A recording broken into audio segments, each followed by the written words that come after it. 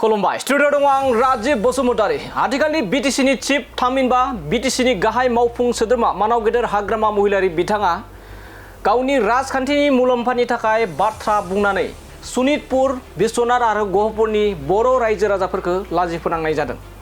थारैनो नंगौ बे बाथ्राखौ जोंनिफ्राय बुङाखै, बे बाथ्राखौ बुंदों सनितपुर जिल्ला दुलाराय बर' फरायसा आफादनि दैदेनगिरि बिथांमोननिफ्राय बे समाव बाथ्राखौ बुंनाय जादों।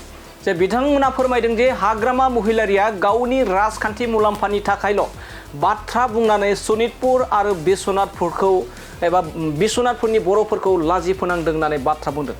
जेराव बे समाव मख'नांगोन दि बिटिआर गोजोन गोरोबथाजों सनितपुर बिश्वनाथ आरो गहपुर ओनसोला बिटिआर एबा बिटिसि ओनसोलाव सोसनजाबाय आरो बे सोसनजानायनि सायाव बाथ्रा बुंदोंमोन गोबां मानि आथिखालनि बिटिसिनि चिफ मानाव गेदेर हाग्रामा महिलारि बिथाङा फोरमायदों दि बिटिआर गोजोन गोरोबथाथ' जादों, बेखौ जों गनायो एबा बरायो, नाथाय सनितपुर बिश्वनाथ गहपुरनि थाखाय जेबो बाजेट गैया, खैफोदावसो गोग्लैनायनि गोबां बाथ्रा बुंदों। बेफोरखौ लानानै लाजि फोनांनाय जादों होननानै फिनजाथाय होदों सनितपुर जिल्ला दुलाराय बर' फरायसा आफादनिफ्राय।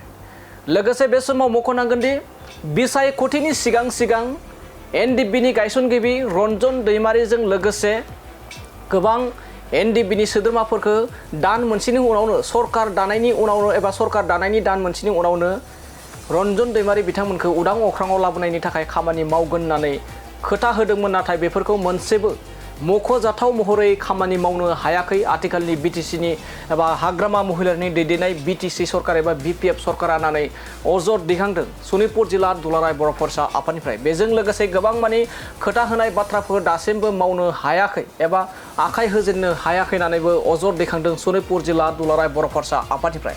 दानिया फैदो बिदिब्ला हाग्रामा महिलारि बिथाङा बिसायख'थिनि सिगां माबायदि खोथा होदोंमोन, लोगोसे सनितपुर बिश्वनाथ गहपुरनि रायजो राजाफोरखौ जे लाजि फोनांनाय जादों, राजखान्थिनि लाबालाबनि थाखाय बाथ्रा बुंनायाव लाजि फोनांनाय जादों होननानै माबायदि अजद दैखांनानै बाथ्रा बुंदों, बेखौ नोंथांमोननि गेजेराव लाना फैदिनि। बिएससि आरो बिटिसि एकर्डआ जोङो थालांबाय, मोननै एकर्डआव थालांबाय। दा दिनै जोङो बिटिआर गोजोन गोरोबथा बर'नि थामथि जे गोरोबथा, बे गोरोबथानि गेजेरजों दिनै जोङो बड'लेण्डआव थानो मोननायनि थाखाय जि मोनसे आसा एबा जि मोनसे दरजाखौ जोङो दिनै मोनबाय 3.1 दफानि गेजेरजों।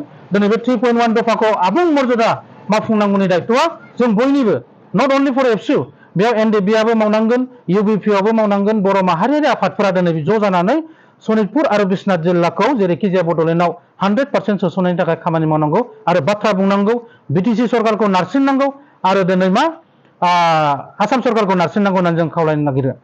मानोना जोङो खौरां बिजोङाव सम नुयो, खौरां बिजोङाव जोङो बुंनाय नुदों आथिखाल बिटिसिनि हाग्रामा महिलारि बिथाङाबो गोबां बाथ्रा सनितपुर बिश्वनाथखौ लानानै बुंबाय थादों। जोङो थोंजोङै बुंनो सानदों, बिथाङा थांनाय 17 बोसोर बिटिसि सासन खालामबाय। बै बिटिसि खुंथाय समावबो, बिटिसि दाजेननाय समावबो, बिटिसि सोरजिनाय समावबो सनितपुर जिल्लानि गोबां बिएलटिफ्रा दिनै मुंख्लं जानो गोनां जादों। गोबां बिएलटिफ्रा बिथांजों सेक्रिफाइस खालामफादों। बिएलटिनि मुङाव गोबां बर' रायजो राजाफ्रा बुख्रुबजादों, नासयजादों, जेल जानांदों। दिनै बैबायदि थासारियाव सेक्रिफाइस खालामखांनायनि उनावबो दिनै हाग्रामा महिलारि बिथाङा दिनै सनितपुर आरो बिश्वनाथ जिल्लानि बर'फोरखौ गावनि पलिटिकेलि राजखान्थि मुलाम्फानि थाखायल' बाथ्रा बुंनानै दिनै जोंखौ लाजि फोनांनाय बायदि जोङो दिनै खौरां बिजोङाव नुनो मोन्दों।